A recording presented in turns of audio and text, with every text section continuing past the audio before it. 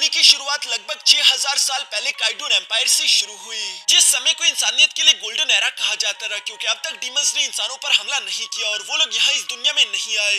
सब कुछ यहाँ पर अमन और शांति के साथ चलता था। लोग गॉडेस ऑफ लाइट को पूजते थे। साथ ही साथ काइडून एम्पायर में एक बहुत बड़ा ग्लोरियस चर्च था, जिसके पादरी ने सब लोगों के सामने एक दिन अनाउंसमेंट कर दी थी कि पिछले 6000 साल से हम लोगों के पास कोई भी सन ऑफ लाइट नहीं है, मगर भविष्यवाणी के हिसाब से हम लोगों को जल्दी एक न्यू सन ऑफ लाइट मिलने वाला है। ये सुनकर काइडून एम्पायर के नॉर्मल लोग तो काफी सारा खुश थे, मगर काइडून एम्पायर का एम्परर तो अलग ही खिचड़ी पका रहा था। उसने काले जादू का इस्तेमाल करते हुए जबरदस्ती अपने बेटे की जान लेकर उसे अगला सन ऑफ लाइट बनाने की कोशिश करी, क्योंकि अगर उसका बेटा अगला सन ऑफ लाइट बन गया तो इस तरह से काइडून एम्पायर हर एक एम्पायर में से ज्यादा स्ट्रॉन्गेस्ट बन जाएगा और वो लोग इस दुनिया पर राज करेंगे। और बदकिस्मती से काइडू एम्परर का ये काला जादू काम भी कर जाता है, क्योंकि पीरो की इनेट स्पिरिचुअल एनर्जी 90 पॉइंट्स तक बढ़ चुकी थी, जिस वजह से एम्परर ने सब लोगों के सामने अनाउंसमेंट कर दी थी कि मेरा बेटा पीरो ही अगला सन ऑफ लाइट है। इस खुशी भरी खबर को मैं चाहता हूँ कि दुनिया के कोने कोने तक फैला दिया जाए। काइडून एम्पायर तो वैसे भी बाकी के सारे एम्पायर्स में से सबसे बड़ा और खतरनाक था,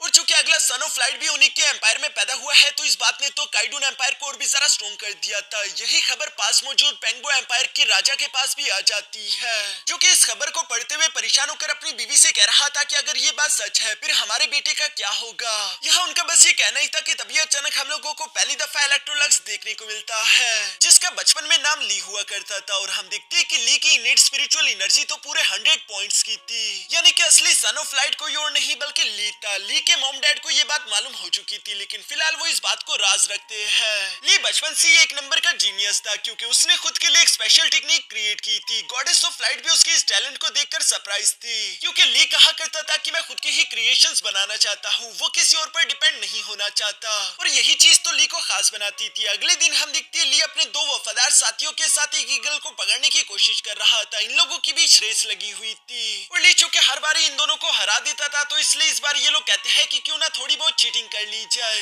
जिस पर हम देखते हैं कि मैजिशियन वॉरियर ने यहाँ पर अपने मैजिक का इस्तेमाल करते हुए कई सारे ईगल के क्लोन बना दिए थे, ताकि वो यहाँ पर ली को कंफ्यूज कर सके, और हुआ भी बिल्कुल ऐसा ही। ली थोड़ा सा पीछे रह गया था। डीलन और यिंग ज़ाओ दोनों ही ली को पीछे छोड़ते हुए आगे की तरफ चले जाते हैं, जो देखकर ली कहता है कि तुम दोनों मुझे नहीं हरा सकते, आज नहीं और कभी नहीं। ये कहते साथ ही ली अपनी पूरी जान लगाते हुए यहाँ तेजी के साथ मूव करके फौरन से डीलन और यिंग ज़ाओ दोनों से आगे की तरफ निकल गया। डीलन ली को आगे की तरफ बढ़ता हुआ देखकर यिंग ज़ाओ से कहता है कि अब हम क्या करें, अगर सब कुछ ऐसा ही चलता रहा तो फिर तो हम दोनों हार जाएंगे। ये सुनकर यिंग ज़ाओ ने ली पर कुछ एनर्जी अटैक चलना शुरू कर दिए ताकि वो उसे हरा सके, लेकिन दूसरी तरफ ली सारे के सारे अटैक्स को डॉज करते हुए आखिरकार फिनिश लाइन क्रॉस कर चुका, जिसके साथ ही प्रिंस ली एक बार फिर से इस रेस को जीत चुका। इससे पहले कि ली खुशी मना पाता तभी अचानक किसी ने ली पर हमला कर दिया और वो खाई की तरफ गिरने लगता है। ये देखकर तो डीलन और यिंग ज़ाओ दोनों ही ली के लिए परेशान हो गए, मगर तभी अचानक उन्हें अपने सामने कुछ असैसिन्स देखने को मिलते हैं, जिन्होंने डीलन और यिंग ज़ाओ पर भी अटैक्स करना शुरू कर दिए, और एक असैसिन खुद भी ली को मारने के लिए तेजी के साथ उसके पीछे नीचे की तरफ बढ़ रहा था। तभी अचानक हवा में हम लोगों को एक ड्रैगन उड़ता हुआ दिखाई दिया,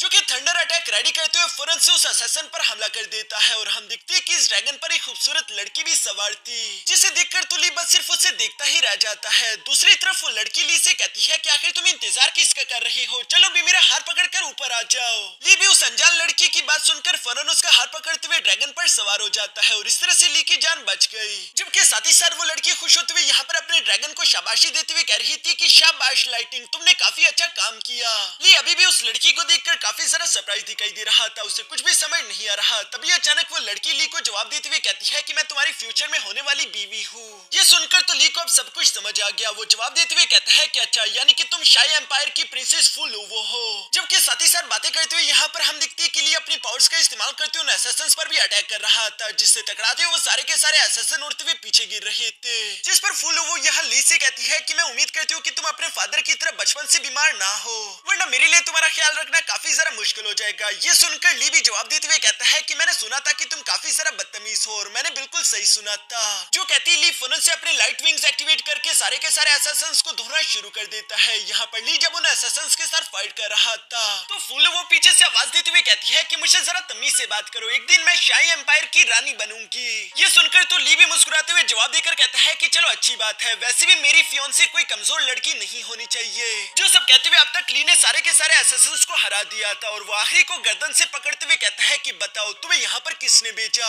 ये सुनकर वो असैसिन ली को जवाब देते हुए कहता है कि इस दुनिया में सिर्फ एक ही सन ऑफ लाइट हो सकता है, यानी कि ली का राज राज नहीं रहा, सब लोगों को मालूम हो चुका है। साथ ही साथ ली को अंदाजा हो चुका था कि जरूर इन असैसिन्स को यहाँ पीरो ने भेजा होगा। तभी अचानक हम देखते हैं कि उस असैसिन ने अपने पास से एक बॉम्ब निकालकर फौरन वहाँ पर ब्लास्ट कर दिया, जिसकी इफेक्ट के कारण ली की जान जा सकती थी।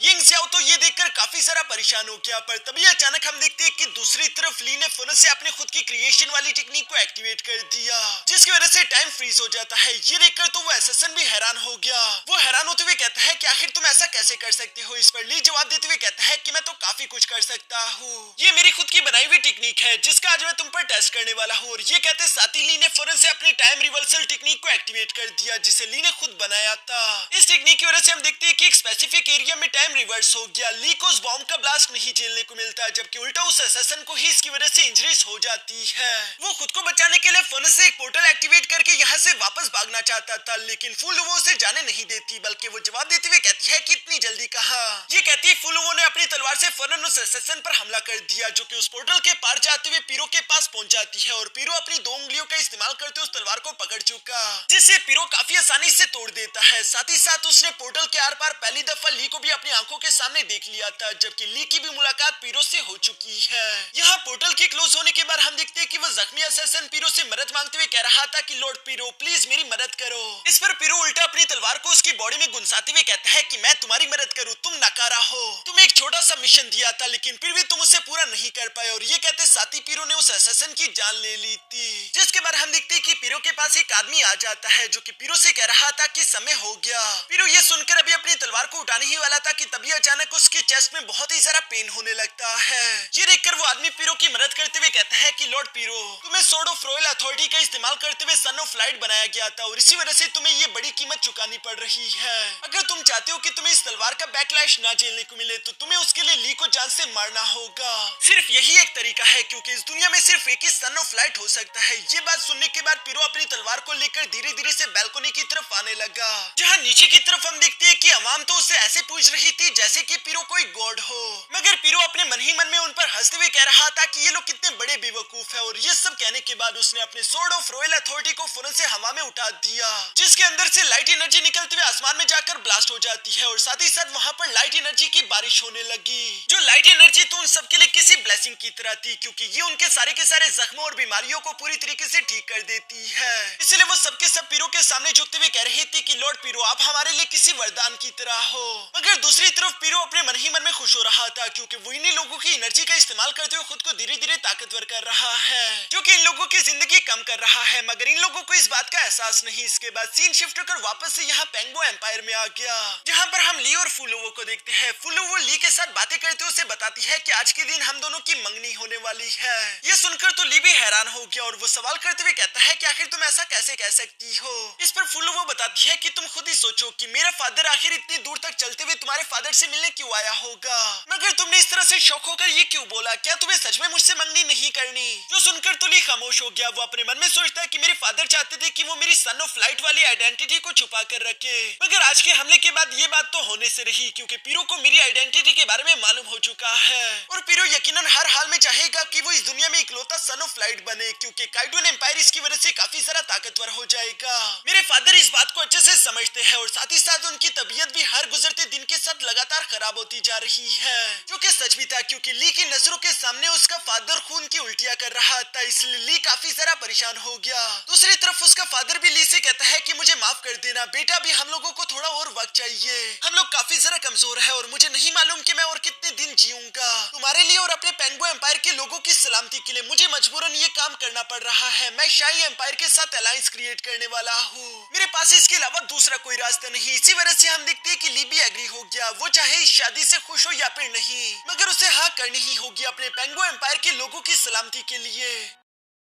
यहाँ जब ली इन सारी सोचों में घूमता, तभी अचानक मिस फुलो दोबारा ली से सवाल करते हुए कहती है कि आखिर तुम इतने ज्यादा खोए हुए क्यों हो, क्या तुम सच में मुझे पसंद नहीं करते या फिर कोई और मसला है। इस पर ली जवाब देते हुए कहता है कि अभी तो हम दोनों को मिले हुए आधा दिन भी नहीं हुआ, आखिर मैं इस सवाल का जवाब कैसे दे सकता हूँ। जिस पर फुलो वो कहती है फिर आखिर डर किस बात का, वैसे भी एक दूसरे को जानने के लिए हमारे पास पूरी जिंदगी होगी। ली भी मुस्कुराते हुए जवाब देकर कहता है कि हाँ तुमने सही कहा और मैं इस चैलेंज के लिए तैयार हूँ। जिसके साथ ही हम देखते हैं कि ली और फुलवो की आखिरकार उसी शाम मंगनी हो गई। दोनों ही अपने अपने हाथ पर कट लगाते हुए साथ ही साथ अपने खून को एक दूसरे के साथ मिलाते हुए 7 कस्में खाते हैं कि कभी भी हम एक दूसरे का साथ नहीं छोड़ेंगे। अब से तुम मेरी हो, मैं तुम्हारा, हम दोनों ही एक दूसरे का साथ देंगे। तुम्हारी मुश्किलें मेरी मुश्किलें है और मेरी मुश्किलें तुम्हारी मुश्किलें। आज के बाद से हम दोनों एक है, हम दोनों को सिर्फ मौत ही जुदा कर सकती है। और इसी तरह से 7 कस्में खाने के बाद इन दोनों की एंगेजमेंट सेरेमनी कंप्लीट हो गई, जो देखकर इन दोनों के पेरेंट्स और साथ ही साथ सारी की सारी पब्लिक भी काफी ज्यादा खुश थी। साथ ही साथ हमें यहाँ पर फुलवो की गार्ड भी देखने को मिलती है जिसका नाम एडसी था, जो कि बिल्कुल चेरी की तरह दिखती थी। वो भी यहाँ पर इन दोनों की जोड़ी देखकर काफी ज्यादा खुश थी और इनको सलामती की दुआ दे रही थी। तभी अचानक हम देखते हैं कि ली फुलवो का हाथ पकड़कर उसके साथ तेजी से भागते हुए क्लिफ से कूद गया,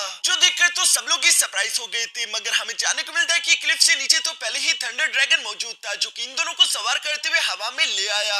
और अब इसी तरह से धीरे धीरे वक्त गुजरता रहा। मिस फुलवो और ली दोनों बड़े हो चुके थे। ली ने बड़े होने के बाद अपना नाम चेंज कर लिया था। सब लोगों ने उसे प्यार से इलेक्ट्रोलक्स पुकारना शुरू कर दिया है, क्योंकि इलेक्ट्रोलक्स का मतलब होता है बहुत ही ज्यादा तेज चमकने वाली रोशनी। और सब लोग ली को इसी नजर से देखते थे। और चूंकि इलेक्ट्रोलक्स ने यहाँ फुलवो के साथ अब तक इतना समय गुजार लिया था, तो धीरे धीरे इलेक्ट्रोलक्स को भी फुलवो पसंद आने लगी थी। वो फुलवो को दिल से एक्सेप्ट कर चुका था। और चूंकि पेंगुइन एम्पायर और शाही एम्पायर दोनों एक दूसरे के साथ रिश्ते में जुड़ चुके थे, तो इसी वजह से ये दोनों एम्पायर भी पहले से स्ट्रॉन्ग हो चुके। यहाँ के लोगों के लिए ये बात काफी अच्छी थी, सब कुछ अच्छे से चल रहा था। लेकिन काइडून एम्पायर को बेशक ये बात पसंद नहीं, इसलिए हम देखते हैं कि धीरे धीरे उसने पेंगुइन एम्पायर पर अपनी आर्मी को जंग करने के लिए भेजना शुरू कर दिया। ये बात इलेक्ट्रोलक्स के फादर को काफी ज्यादा परेशान कर रही थी। पर तभी अचानक उन्हें बैटल ऑफ जीनियसेस की खबर मिलती है।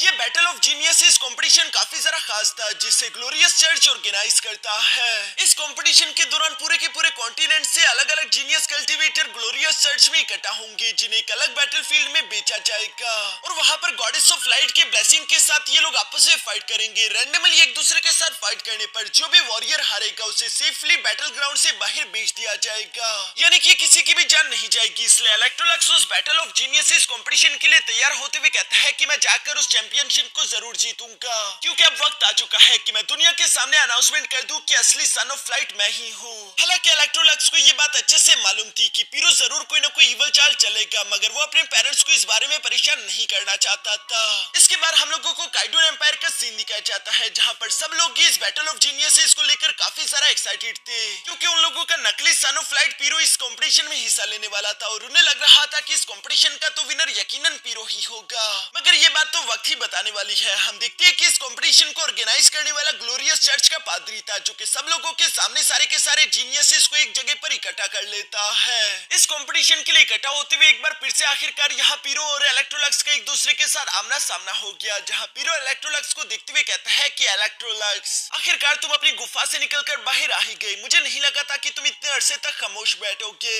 जिस पर इलेक्ट्रोलक्स पीरो को जवाब देते हुए कहता है कि मैं तो बस सिर्फ इंतजार कर रहा था कि तुम्हारे ये झूठ का गुब्बारा और जरा बड़ा हो जाए, क्योंकि जितना बड़ा गुब्बारा उतना ही फोड़ने में जरा आवाज आएगी। यहाँ पीरो और इलेक्ट्रोलक्स दोनों ही एक दूसरे के आमने सामने आ चुके थे। तभी अचानक ग्लोरियस चर्च का पादरी सब लोगों के सामने अनाउंसमेंट करते हुए बताता है कि इस बैटल ऑफ जीनियसेस को जो भी जीतेगा उस विनर को हम लोग इनाम के तौर पर ये divine artifact ring of destiny देने वाले हैं। उम्मीद करता हूँ कि आप लोग इस कंपटीशन में अच्छा परफॉर्म करो। जो कहते साथ ही वो पादरी फौरन से इस कंपटीशन को शुरू करवा चुका, जिसके साथ ही ये सारे के सारे जीनियस फौरन से टेलीपोर्ट होते हुए बैटलफील्ड में चले गए। इस कंपटीशन में हम देखते हैं कि इलेक्ट्रोलक्स, पीरो और फुलवो तीनों ही काफी ज्यादा अच्छा परफॉर्म कर रहे थे, जहाँ पर बारी बारी करके इन लोगों का सामना कई सारे बीस्ट और लोगों से होता रहा, जहाँ अलग अलग कैंडिडेट्स को हराते हुए ये लोग इसी तरह से इस कंपटीशन में आगे की तरफ बढ़ते रहे। और आखिरकार हम देखते हैं कि इलेक्ट्रोलक्स और फुलवो का एक दूसरे के साथ आमना सामना हो गया, जो देखकर इनके बाहर मौजूद दोस्तों काफी सारा परेशान हो गए कि अब क्या होगा, क्या इलेक्ट्रोलक्स और फुलवो एक दूसरे के साथ फाइट करेंगे। जबकि बैटल ग्राउंड के ऊपर इलेक्ट्रोलक्स को भी इस बात की समझ आ गई थी कि काइडून एम्पायर इस कंपटीशन को मैनिपुलेट कर रहा है, इसलिए वो हमें एक दूसरे के आमने सामने ले आया। वो यहाँ पर मिस फुलवो से बात करना चाहता था, मगर दूसरी तरफ हम देखते हैं कि फुलवो तो अपनी तलवार लेकर फौरन से इलेक्ट्रोलक्स पर हमला कर चुकी, जिससे इलेक्ट्रोलक्स अपनी एनर्जी का इस्तेमाल करते हुए ब्लॉक करके फौरन से पीछे हटा देता है। साथ ही साथ फुलवो कहती है कि देखो, तुम मुझे हार मानने के लिए तो नहीं कहोगे, क्योंकि मैं ऐसा नहीं करने वाली। मैं तुमसे जीतने के बाद तुम्हारे लिए पीरो को भी भी हरा दूंगी। और इसी तरह लगातार फुलवो इलेक्ट्रोलक्स पर अटैक करती जा रही थी, जहां इलेक्ट्रोलक्स भी फुलवो के साथ फाइट करते उससे कह रहा था कि हाँ मैं जानता हूँ, लेकिन ये बहुत ही ज्यादा खतरनाक है। इस पर फुलवो इलेक्ट्रोलक्स से कहती है कि शायद तुम भूल गए, लेकिन पिछली बार भी मैंने तुम्हारी जान बचाई थी। जिस पर इलेक्ट्रोलक्स जवाब देते हुए कहता है कि हाँ, लेकिन इस बार मैं तुम्हें अपनी जान खतरे में नहीं डालने दूंगा। ये सुनकर फुलवो भड़कते हुए कहती है कि इलेक्ट्रोलक्स सीरियस हो जाओ, तुम मुझे अपने फियांसे की तरह हर बार ट्रीट नहीं कर सकते। असल में फुलवो सब लोगों के सामने साबित करना चाहती थी कि वो भी किसी से कम नहीं है, और लगातार उसने स्लैश अटैक यहाँ इलेक्ट्रोलक्स पर चलना शुरू कर दिए थे, जिन अटैक्स को तो इलेक्ट्रोलक्स काफी आसानी के साथ डॉज कर चुका, इवन कि वो उसके थंडर ड्रैगन अटैक को भी ब्लॉक कर लेता है। यहाँ पर इलेक्ट्रोलक्स की नजर में तो फुलवो अभी भी वही क्यूट सी बच्ची है जिसे इलेक्ट्रोलक्स चोट नहीं पहुंचाना चाहता था, जबकि फुलवो बार बार इलेक्ट्रोलक्स के सामने इंसिस्ट कर रही थी कि प्लीज मेरे साथ सीरियस होकर फाइट करो, क्योंकि मैं किसी की ट्रॉफी बनकर नहीं रहना चाहती। तभी अचानक हम देखते हैं कि इलेक्ट्रोलक्स ने फौरन से अपने क्राउनलेस नो सल्वेशन टेक्निक को एक्टिवेट कर दिया। ये वही टेक्निक है जिसे इलेक्ट्रोलक्स ने खुद बनाया था, और इस बार इस टेक्निक का इस्तेमाल करते हुए हम देखते हैं कि इलेक्ट्रोलक्स ने उस जगह के टाइम को फ्रीज कर दिया, जिसकी वजह से वो तेजी से मूव करते हुए फौरन से यहाँ फुलवो के सामने आकर उसे अपनी तलवार से हिट करते हुए नीचे की तरफ गिरा देता है। और चूंकि फुलवो की तलवार उसके हाथ से गिर चुकी थी, तो इसी वजह से इलेक्ट्रोलक्स ने अपनी तलवार उसकी गर्दन पर तान दी। फुलवो यहाँ पर हार गई। हारते हुए फुलवो इलेक्ट्रोलक्स से कहती है कि तुम्हारी ये खुद की बनाई हुई स्किल पहले से इवॉल्व हो गई, जिस पर इलेक्ट्रोलक्स भी जवाब देते हुए कहता है कि हाँ, तुमने बिल्कुल सही कहा। पहली दफा जब मैंने स्किल को बनाया था तो ये अपने आसपास एक छोटा सा डोमेन क्रिएट करते हुए उसके आसपास की टाइम को इफेक्ट कर सकता था, मगर इतने अरसे में मैंने इस क्राउनलेस नो सल्वेशन टेक्निक के साथ थोड़े बहुत और एक्सपेरिमेंट्स करे, जिस वजह से अब उस डोमेन के अंदर रहते हुए मैं आसपास की स्पेस को भी अच्छे से कंट्रोल कर सकता हूँ। ये सब सुनकर तो फुलवो इलेक्ट्रोलक्स से कहती है कि इलेक्ट्रोलक्स वाकई में तुम बहुत बड़े जीनियस हो, लेकिन तुमसे हारकर अभी भी मुझे शर्म आ रही है। जिस पर इलेक्ट्रोलक्स जवाब देते हुए कहता है मगर तुमने तो सच में मुझे इंप्रेस कर दिया, बुरा मनाने की कोई जरूरत नहीं। जिस पर फुलवो भी खुश होते हुए कहती है कि हाँ, और तुम्हें भी बेस्ट ऑफ लक, पीरो को जरूर हराना। इस पर इलेक्ट्रोलक्स फुलवो के साथ वादा करते हुए कहता है कि हाँ, मैं पीरो को हराकर जल्दी तुम्हारे पास वापस आ जाऊंगा। और इसी के साथ हम देखते हैं कि मिस फुलवो भी उस बैटल ग्राउंड से बाहर टेलीपोर्ट होकर आ गई, जहाँ पर बाहर आती मिस एटसी फौरन से फुलवो के पास आते हुए कहती है कि प्रिंसेस, तुम्हारा हस्बैंड तो वाकई में कमाल का है, सच में उसका कोई मुकाबला नहीं। जबकि साथ ही साथ फुलवो देखती है कि वहाँ पर मौजूद सब लोग अभी भी इलेक्ट्रोलक्स की तारीफें करते जा रहे थे। सब लोग ही खुश दिखाई दे रहे थे सिवाय फुलवो की, पता नहीं क्यों, लेकिन वो उदास दिखाई दे रही है। अभी ये सब कुछ चल ही रहा था कि तभी अचानक हम देखते हैं कि सब लोगों की नजरों के सामने से वो पोर्टल गायब हो गया, जो कि बैटलफील्ड के अंदर का सीन दिखाता था। ये देखकर तो सब लोग ही हैरान हो गए थे, इवन की फुलवो भी सरप्राइज होते हुए कह रही थी कि आखिर ये सब क्या चल रहा है, क्या कुछ गड़बड़ चल रही है, कहीं ऐसा ना हो कि इलेक्ट्रोलक्स और पीरो की जान खतरे में आ जाए। जिस पर ग्लोरियस चर्च का वो पादरी बाहर की तरफ आते हुए सब लोगों को शांत करते हुए कहता है कि फिक्र मत करो, किसी गड़बड़ी की वजह से हम लोग इस बैटल को तो नहीं देख पाएंगे, लेकिन जो भी विनर होगा वो फौरन से टेलीपोर्ट होकर बाहर आ जाएगा और किसी को भी कुछ नहीं होने वाला। मगर उसकी बातें सच नहीं थी, क्योंकि दूसरी तरफ बैटलफील्ड में हम देखते हैं कि कई सारे लेवल 8 के असैसिन्स ने एक साथ ही इलेक्ट्रोलक्स को मारने के लिए उस पर हमला करना शुरू कर दिया है। जिन असैसिन्स के साथ तो इलेक्ट्रोलक्स काफी कूल तरीके से फाइट करता जा रहा था, उसके सामने ये लेवल 8 के असैसिन्स तो कुछ भी नहीं। और साथ ही साथ इलेक्ट्रोलक्स को ये भी मालूम हो चुका था कि जरूर ये पीरो की ही चाल होगी, इसलिए वो ऊंची आवाज में कहता है कि चलो भी पीरो, सबके सामने आ जाओ, मैं जानता हूँ कि तुम भी यहीं पर कहीं होगे। दूसरी तरफ पीरो आवाज देते हुए कहता है कितनी भी जल्दी क्या है, पहले मेरे असैसिन्स को तो तुम्हारे साथ मजे करने दो, एक बार वो तुम्हारे साथ मजे कर ले उसके बाद मैं भी तुम्हारे सामने आ जाऊंगा। ये सुनकर इलेक्ट्रोलक्स उन असैसिन्स से कहता है कि चलो एक साथ मुझ पर हमला करो, और उन सारे के सारे असैसिन्स ने एक साथ ही इलेक्ट्रोलक्स को मारने के लिए उस पर हमला कर दिया। जिन सबके सब असैसिन्स को इलेक्ट्रोलक्स सिर्फ एक ही थंडर एनर्जी अटैक का इस्तेमाल करते हुए खत्म कर देता है। उन सारे के सारे असैसिन्स को जैसे ही इलेक्ट्रोलक्स ने मारा, तभी अचानक उसके पीछे से पीरो भी आ गया, जो कि इलेक्ट्रोलक्स से कह रहा था कि शाबाश इलेक्ट्रोलक्स, तुमने तो मुझे इंप्रेस कर दिया, आखिरकार इतने अरसे बाद दोबारा हम लोगों की मुलाकात हो ही गई। इस पर दूसरी तरफ इलेक्ट्रोलक्स उसे जवाब देते हुए कहता है मगर तुम बिल्कुल भी नहीं बदले, तुम अभी भी अपने बचपन की तरफ वही कमजोर लड़के हो जो कि दूसरों का इस्तेमाल करते हुए हमेशा उनके पीठ पीछे खुद छुप जाता है।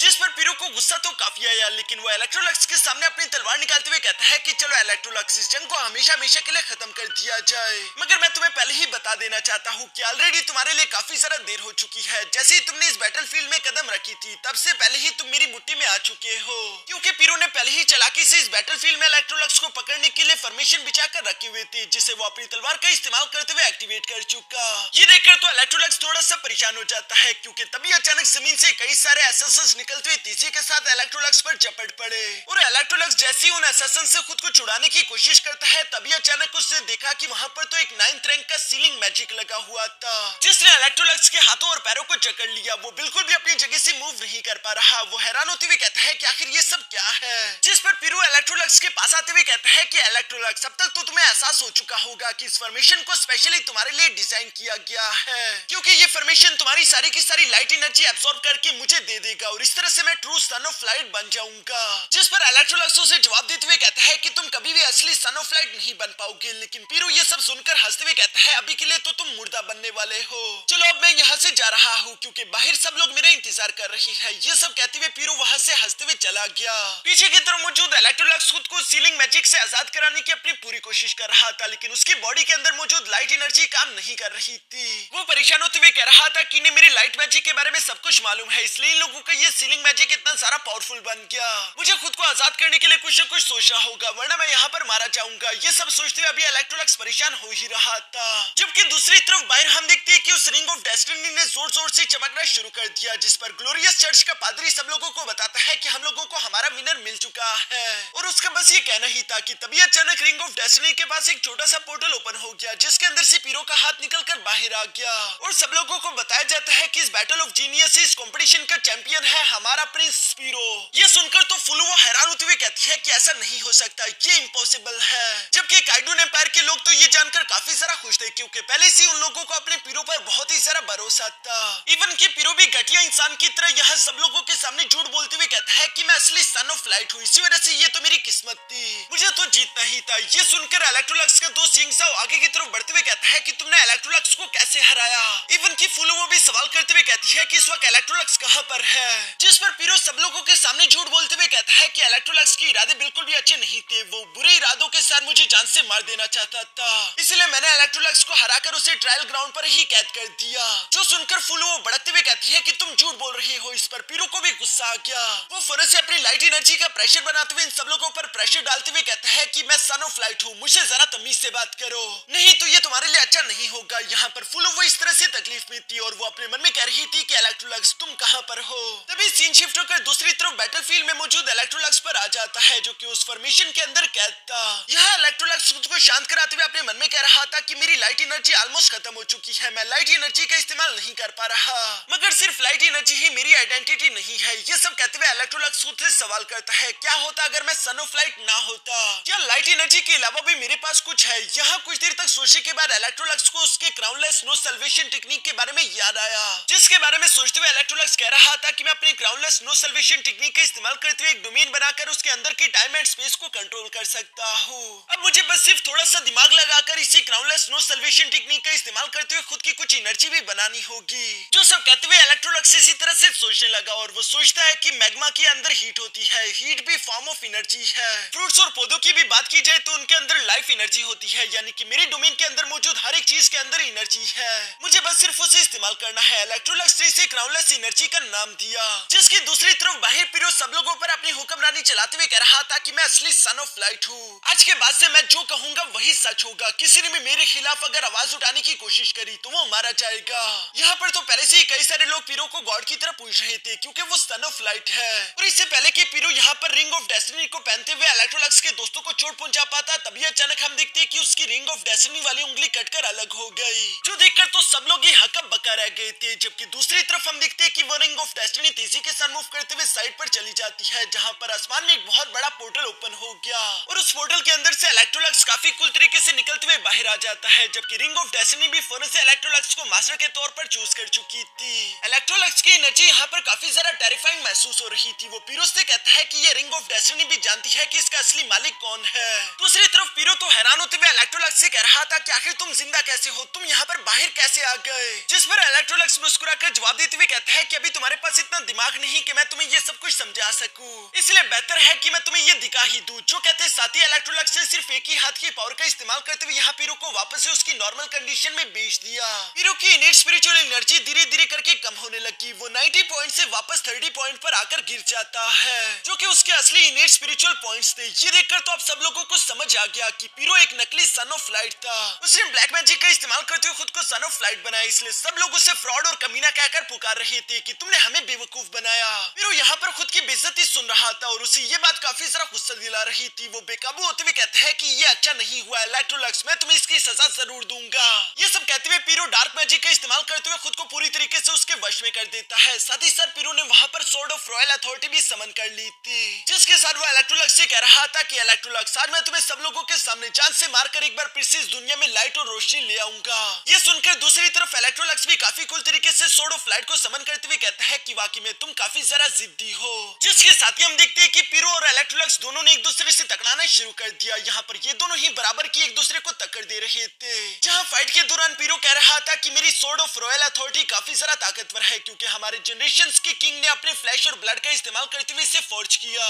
इसी वजह से ये सोर्ड किसी डिवाइन आर्टिफैक्ट से कम नहीं और आज के दिन मैं इसी का इस्तेमाल करते हुए तुम्हारी जान लूंगा। मगर इलेक्ट्रोलक्स को उसकी धमकियों से जरा सा भी फर्क नहीं पड़ता, क्योंकि 1 वर्सेस 1 बैटल में कभी भी पीरू इलेक्ट्रोलक्स को नहीं हरा सकता और उसे ये बात अच्छे से मालूम थी, इसलिए वो मुस्कुराते हुए पीरू के साथ फाइट कर रहा था। जहाँ पीरू फाइट करते हुए कहता है कि मैं एक लेवल 9 का वॉरियर हूँ, तुम लेवल 8 के, तुम मेरा मुकाबला नहीं कर सकते। ये कहते साथ ही उसने फौरन से अपनी सोर्ड डोमेन टेक्निक एक्टिवेट कर ली, जिस टेक्निक में कई सारे डिवाइन सोर्ड्स एक साथ ही समन हो गए और पीरू उन सारी की सारी डिवाइन सोर्ड्स का इस्तेमाल करते हुए एक साथ ही यहाँ इलेक्ट्रोलक्स की तरफ बढ़ रहा था ताकि वो उसे जान से मार सके। लेकिन दूसरी तरफ हम देखते हैं कि इलेक्ट्रोलक्स ने भी फौरन से अपने crownless no salvation no mercy technique को एक्टिवेट कर दिया, जो कि पीरू के उस डोमेन टेक्निक को पूरी तरीके से नलिफाई कर देती है। साथ ही साथ इलेक्ट्रोलक्स तेजी से आगे की तरफ बढ़ते हुए पीरू से कहता है कि देखो, मैं एक मामूली सोर्ड का इस्तेमाल करते हुए तुम्हारी सोर्ड ऑफ रॉयल अथॉरिटी को तोड़ने वाला हूँ। और ये बात बिल्कुल सच थी, क्योंकि इलेक्ट्रोलक्स ने सिर्फ एक ही अटैक में सोर्ड ऑफ रॉयल अथॉरिटी के 2 टुकड़े कर दिए, जो देखकर तो पीरू भी सरप्राइज रह जाता है। तभी इलेक्ट्रोलक्स ने उस पर एक और हिट भी कर दिया था। साथ ही साथ वो पीरू से कह रहा था कि चलो पीरू, अब तुम हार चुके हो तो ये बेवकूफियां करना बंद करो। मगर पीरू, जिसने बचपन से सन ऑफ लाइट बनने के लिए इतनी सारी तकलीफें झेली, वो ये सब बर्दाश्त नहीं कर पा रहा था। वो गुस्से होते हुए कहते हैं कि नहीं, मैं इस तरह से नहीं हार सकता। मैंने इतना दर्द और तकलीफें सिर्फ इसलिए बर्दाश्त नहीं करी कि एक दिन तुम मुझे हरा दो। और ये कहते साथ ही पीरू गुस्से से पागल होने लगा, जिसकी वजह से डार्क एनर्जी उस पर काबू करने लगती है। साथ ही साथ हम देखते हैं कि पीरू वहाँ पर मौजूद नॉर्मल लोगों की एनर्जी अपनी तरफ खींचने लगा ताकि वो इसी एनर्जी का इस्तेमाल करते हुए खुद को ताकतवर कर सके। पीरू ने अब तक जिन लोगों को भी थोड़ी बहुत भी लाइट एनर्जी दी थी, वो उन सब लोगों की एनर्जी उनसे खींचने लगा, जिससे उन सब लोगों की जान जा सकती थी। मगर पीरू को इस बात की कोई परवाह नहीं। लेकिन दूसरी तरफ इलेक्ट्रोलक्स पीरू की तरफ देखते हुए कहता है कि पीरू देखो, मैं तुम्हें जान से नहीं मारना चाहता था, लेकिन मैं तुम्हें इस बात की इजाजत भी नहीं दे सकता कि तुम बेगुनाह लोगों की जान ले लो। ये सब कहती है इलेक्ट्रोलक्स काफी कूल तरीके से अपना हाथ हवा में उठाते हुए फौरन से गॉडेस ऑफ लाइट को वहां पर समन कर चुका, जिसकी पावर का इस्तेमाल करते हुए डार्क एनर्जी से बने हुए सारे के सारे टोर्नेडोस को खत्म कर देता है। ये देखकर पीरू हैरान होते हुए कहता है कि गॉडेस ऑफ लाइट, आखिर तुम उसका ऑर्डर क्यों सुन रही हो? तुम्हें तो मेरी बात माननी चाहिए। जबकि दूसरी तरफ हम देखते हैं कि सारी की सारी आवाम दोबारा से ठीक होने लगी और उन्हें अब समझ आ जाता है कि इलेक्ट्रोलक्स ही असली सन ऑफ लाइट है, क्योंकि उसने यहाँ पर गॉडेस ऑफ लाइट को समन करके हम सबको ठीक कर दिया। मगर दूसरी तरफ पीरू गुस्से में भड़कते हुए कहता है कि नहीं, वो असली सन ऑफ लाइट नहीं, मैं असली सन ऑफ लाइट हूँ। ये कहते हुए पीरू ने एक बहुत ही खतरनाक एनर्जी ड्रैगन का इस्तेमाल करते हुए इलेक्ट्रोलक्स पर हमला करने की कोशिश करी। मगर दूसरी तरफ अब इलेक्ट्रोलक्स जवाब देते हुए कहता है कि पीरू, तुमने बहुत गुनाह कर लिए, अब वक्त आ चुका है कि तुम्हें तुम्हारी गुनाहों की सजा दे दी जाए। ये कहते साथ ही इलेक्ट्रोलक्स सिर्फ एक ही चुटकी में उस ड्रैगन को तबाह कर चुका। साथ ही साथ वो तेजी से मूव करते हुए फौरन से अपनी तलवार का इस्तेमाल करते हुए पीरू पर भी फाइनल स्लैश अटैक कर देता है, जिस अटैक के साथ आखिरकार पीरू की कहानी यहीं पर खत्म हो जाती है। पीरू के मरने के बाद सब लोगों ने इलेक्ट्रोलक्स की जय जयकार करना शुरू कर दी थी और वो उससे न्यू सन ऑफ लाइट कहकर पुकार रहे थे। जबकि दूसरी तरफ ग्लोरियस चर्च का पादरी भी यहाँ पर इलेक्ट्रोलक्स को इस बैटल ऑफ जीनियसेस चैंपियन का विनर डिक्लेयर करने के साथ साथ उसे न्यू सन ऑफ लाइट भी मान लेता है। साथ ही इलेक्ट्रोलक्स, जिसे ये रिंग ऑफ डेस्टिनी मिल चुकी थी, वो अभी अपनी रिंग की तरफ देख ही रहा था। तभी अचानक वो टेलीपोर्ट होकर एक अजीब से स्पेस में पहुंच जाता है, जहाँ इलेक्ट्रोलक्स के सामने sun moon divine snail god आ चुका था और वो खुद को इलेक्ट्रोलक्स के सामने इंट्रोड्यूस करवाते हुए बताता है कि आज से मैं हमेशा तुम्हारा साथ दूंगा, तब तक जब तक तुम अगले गॉड ऑफ लाइट नहीं बन जाते। लेकिन उससे पहले एक और इम्पोर्टेंट काम है जिसके बारे में मैं तुमसे डिस्कस करना चाहता हूँ। असल में मैं बात कर रहा हूँ एंशिएंट डिवाइन आर्टिफैक्ट के बारे में, जिसे ग्रेट टोर्टाइस शेल टेक्निक के नाम से भी जाना जाता है। ये नाम तो इलेक्ट्रोलक्स ने अपनी जिंदगी में पहली बार सुना था, इसलिए वो हैरान होते हुए कहता है कि आखिर ये ग्रेट टोर्टाइस शेल टेक्निक है क्या, जिस पर सन मून डिवाइन गॉड बताता है कि ये एक ऐसी पावर है जिससे गॉड्स भी हासिल करने की तमन्ना रखते हैं। आज से कई अर्से पहले सारे गॉड्स ने मिलकर इसके ऊपर एक बहुत बड़ी डिवाइन जंग भी लड़ी थी। एक दफा मैंने अपनी प्रोफेसी और फ्यूचर देखने वाली पावर का इस्तेमाल किया इसे ढूंढने के लिए और बदले में मुझे सजा ये मिली कि मेरी एक आंख मुझसे छीन ली गई। मेरी प्रोफेसी और फ्यूचर देखने वाली पावर 50% रह गई, लेकिन फिर भी मैंने देखा कि ये टेक्निक तुम्हारी किस्मत में है। इलेक्ट्रोलक्स, मेरी बात मानो, ये ताकत तुम्हारा इंतजार इंतजार कर रही है। जो सुनकर इलेक्ट्रोलक्स मुस्कुराते हुए जवाब देकर कहता है कि अगर ये बात सच है तो मुझे इतनी जल्दी नहीं, अभी के लिए मुझे वापस अपने घर जाना है। ये कहते साथ ही इलेक्ट्रोलक्स सिर्फ एक ही चुटकी में वापस से वहाँ काइडून एम्पायर आ गया, जहाँ पर हम देखते हैं कि सब लोग इलेक्ट्रोलक्स की जय जयकार कर रहे थे। इवन की ग्लोरियस चर्च का पादरी भी इलेक्ट्रोलक्स के पास आते हुए कहता है कि तुम्हारा बहुत बहुत शुक्रिया, तुमने हमारे ग्लोरियस चर्च के ऑर्डर को दोबारा से ठीक कर दिया। तुम सन ऑफ लाइट हो और आने वाले फ्यूचर में तुम हमारे ग्लोरियस चर्च के न्यू सक्सेसर भी बनोगे। ये सुनकर इलेक्ट्रोलक्स जब वहाँ से नीचे की तरफ जाने लगा तो वो देखता है कि सब लोग उससे ऐसे पूछ रहे थे जैसे कि इलेक्ट्रोलक्स कोई गॉड हो। इवन की एक छोटा बच्चा तो चाकू निकालते हुए खुद के ब्लड को भी सैक्रिफाइस करने की कोशिश करता है, जो देखकर इलेक्ट्रोलक्स ने उससे चाकू छीन लिया और वो सवाल करते हुए कहता है कि ये तुम क्या कर रहे हो, जिस पर वो बच्चा जवाब देते हुए कहता है कि मैं अपने ब्लड को सैक्रिफाइस कर रहा हूँ, मेरी सोल मेरी बॉडी सब कुछ तुम्हारा है। ये सुनकर इलेक्ट्रोलक्स उसे मना करते हुए कहता है कि नहीं, तुम्हारी सोल और तुम्हारी बॉडी पर सिर्फ तुम्हारा ही राज होना चाहिए। मैं तो क्या कोई भी गॉड इस काबिल नहीं कि वो तुमसे ये छीन सके। लेकिन वहाँ के लोगों को पूरी तरीके से ब्रेन वॉश कर दिया गया था। वो लोग अपनी जिंदगी के पैदा होने का मकसद ही सन ऑफ लाइट को मानते थे। उन्होंने अपना सब कुछ सन ऑफ लाइट पर लुटा देने का फैसला कर लिया था। ये सारा पागलपन देखकर तो इलेक्ट्रोलक्स पूरी तरीके से हैरान रह गया। उसे ऐसा लग रहा था जैसे कि ये सब लोग कुछ जरा ही पागल हो चुके हैं। वापस से अपने पेंगो एम्पायर की तरफ जाते हुए इस बारे में फुलवो को भी बताने लगा। इवन कि उसने ये भी फुलवो को बता दिया था कि मेरी मुलाकात sun moon divine snail god से हुई और उसके साथ मेरी क्या क्या बात हुई, ये सब कुछ भी उसने बता दिया है। जिस पर फुलवो इलेक्ट्रोलक्स से कहती है कि तुम बिला वजह ही परेशान हो रहे हो, वो लोग धीरे धीरे ठीक हो जाएंगे और एक बार तुम great tortoise shell art technique हासिल कर लो, उसके बाद हम दोनों शादी भी कर लेंगे, सब कुछ पहले जैसा नॉर्मल हो जाएगा। जो सुनकर तो इलेक्ट्रोलक्स भी खुश हो जाता है। इसके बाद वो फुलवो के साथ मिलते उसी जगह पर चला जाता है जहाँ पर sun moon divine snail god ने इलेक्ट्रोलक्स को आने के लिए बोला था। रास्ते में चलते हुए फुलवो इलेक्ट्रोलक्स से कहती है कि अगर ये ग्रेट शेल टोटाइज टेक्निक उतनी ही ज्यादा खास हुई जितना तुमने बताया, फिर तो ये काफी ज्यादा अच्छी बात हो जाएगी। जबकि पीछे की तरफ काइडून एम्पायर में चुके इलेक्ट्रोलक्स ने पीरो को जान से मार दिया था तो उसका फादर बदला लेना चाहता था, इसलिए वो उन्हीं इवल मास्टर्स के पास वापस से आ जाता है जिन्होंने पिछली बार ब्लैक मैजिक का इस्तेमाल करते हुए पीरो को नकली सन ऑफ लाइट बनने में मदद की थी। इस बार हम देखते हैं कि एम्परर यहाँ पर खुद की ही खुद जान ले लेता है, जिसकी कुर्बानी देने के बाद हम देखते हैं कि उन लोगों ने यहाँ पर गॉड ऑफ डेथ को समन करना शुरू कर दिया था, क्योंकि वो लोग गॉड ऑफ डेथ के साथ डील करते हुए इलेक्ट्रोलक्स को जान से मरवाना चाहते थे।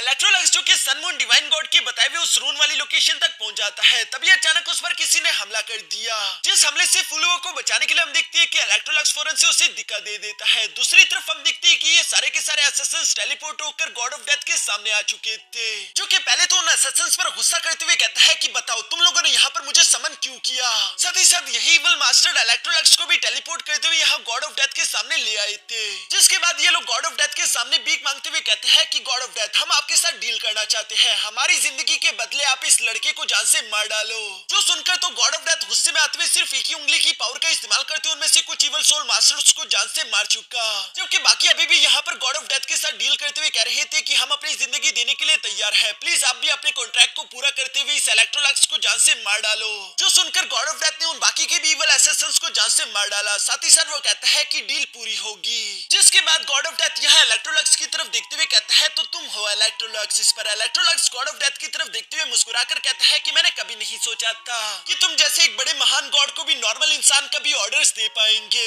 जिस पर गॉड ऑफ डेथ जवाब देते हुए कहता है कि ये एक अच्छी डील थी, उन लोगों ने अपनी जान की डील करी तुम्हारी जान के बदले, तो ये मुझे मंजूर है। जो कहते साथ ही वो अपनी एक ब्लेड टेक्निक का इस्तेमाल करते हुए फोन से इलेक्ट्रोलक्स पर हमला कर देता है। जो ब्लेड इससे पहले कि इलेक्ट्रोलक्स की जान ले पाता, तभी अचानक इलेक्ट्रोलक्स ने अपने क्राउनलेस नो सल्वेशन टेक्निक को एक्टिवेट कर दिया, जिसकी वजह से वो ब्लेड हवा में ही रुक चुकी थी। ये देखकर तो गॉड ऑफ डेथ भी थोड़ा सा सरप्राइज हो गया और वो हैरान होते हुए कहता है कि तुम्हें इतनी पावर है कि तुम मेरे अटैक को रेसिस्ट कर सको। जो कहती गॉड ऑफ डेथ दोबारा से अपनी पावर का इस्तेमाल करते हुए यहाँ पर कुछ स्पेयर्स इलेक्ट्रोलक्स के हाथों और पैरों में गुंसा देता है। इसके बाद वो फाइनल अटैक को रेडी करते हुए कहता है कि चलो मुझे और ज्यादा सरप्राइज करो, मैं देखना चाहता हूँ कि इसके अलावा तुम्हें और कितनी ज्यादा एबिलिटीज है। जो कहती गॉड ऑफ डेथ ने अपने फाइनल स्पेयर का इस्तेमाल करते हुए तेजी से इलेक्ट्रोलक्स को मारने के लिए उस पर हमला कर दिया। यह स्पेयर को अपनी तरफ आता हुआ देखकर इलेक्ट्रोलक्स ऊंची आवाज में चिल्लाते हुए कहता है sun moon divine god. Electrolux का बस ये कहना ही था कि तभी अचानक हम देखते हैं कि वहाँ पर sun moon snail divine god आ जाता है, जो कि आते साथ ही अपनी sun moon snail divine shield का इस्तेमाल करने लगा ताकि वो स्पेयर अटैक को ब्लॉक कर सके। दूसरी तरफ Electrolux sun moon snail divine god से कहता है कि तुमने जैसी प्रोफेसी की थी बिल्कुल वैसा ही हो रहा है। असल में यहाँ आने से पहले ही sun moon snail divine god ने इलेक्ट्रोलक्स को बताया था कि अगर तुम्हें ग्रेट टोर्टोइस शेल टेक्निक तक पहुंचना है तो उससे पहले तुम्हें खुद के अंदर इतनी हिम्मत और बहादुरी लानी होगी कि तुम खुद डेथ का मुकाबला कर सको। और चूंकि इलेक्ट्रोलक्स के अंदर ये बहादुरी थी तो इसी वजह से हम देखते हैं कि सन मून डिवाइन गॉड यहाँ पर इलेक्ट्रोलक्स के माथे पर हिट करते हुए कहता है कि अब मेरी सारी की सारी प्रोफेसी पावर खत्म हो जाएगी, इसलिए इलेक्ट्रोलक्स तुम्हें कामयाब होना ही होगा। जिसके साथ ही हम देखते हैं कि इलेक्ट्रोलक्स की सोल स्पेस में मूव करते हुए तीसी के साथ टेलीपोर्ट होकर एक अजीब सी स्पेस में पहुंच गई थी, जो जगह असल में वही ग्रेट टोर्टोइस शेल आर्ट टेक्निक है। इधर आते साथ ही हम देखते हैं कि इलेक्ट्रोलक्स को एक आवाज सुनाई दी जो कि इलेक्ट्रोलक्स से कह रही थी कि क्या तुम जानते हो कि ग्रेट शेल टोर्टोइस टेक्निक को कैसे हासिल किया जा सकता है। जैसे ही तुम यहाँ पर इंटर हुए तुम्हारा टेस्ट शुरू हो गया। पर ये जगह इलेक्ट्रोलक्स के लिए काफी ज्यादा मिस्टीरियस थी क्योंकि उसे खुद का ही एक क्लोन देखने को मिलता है जिसे वहाँ पर मौजूद एक बूढ़ी औरत ने जान से मार डाला, या फिर मैं कहूँ कि उसके क्लोन को जान से मार डाला। दूसरी तरफ वो बूढ़ी यहाँ पर इलेक्ट्रोलक्स से कह रही थी कि ग्रेट शेल टोर्टोइस टेक्निक को हासिल करने के लिए कोई भी टेस्ट नहीं है, जो सुनकर इलेक्ट्रोलक्स जब सवाल करते हुए पूछता है फिर मैं उसे कैसे हासिल करूँ, तभी अचानक हम देखते हैं कि एक छोटी बच्ची दोबारा से इलेक्ट्रोलक्स के क्लोन को मार देती है और इलेक्ट्रोलक्स की यहाँ पर बार बार इसी तरह से मौत हो रही थी। यहाँ पर हम देखते हैं कि असल में एक ही औरत के तीन अलग अलग वर्जन थे, उसके बचपन का वर्जन, उसके बुढ़ापे का वर्जन, उसकी जवानी का वर्जन, जो तीनों ही इलेक्ट्रोलक्स से बारी बारी करके बात कर रही थी। और वो इलेक्ट्रोलक्स से कह रही थी कि ये बहुत ही आसान है, तुम्हें जो भी चाहिए होगा वो हम तुम्हें दे देंगे। मगर इंसानों को सिंपल चीजें पसंद नहीं आती, उन्हें हर चीज को हमेशा मुश्किल बनाना होता है। हम जानते हैं कि तुम यहाँ पर क्यों आए, क्योंकि तुम्हें ऐसी पावर चाहिए कि तुम उसका इस्तेमाल करते हुए गॉड ऑफ डेथ को जान से मार सको, और वो पावर तुम्हें मिल भी जाएगी, लेकिन वो पावर हमेशा से ही तुम्हारे सामने थी।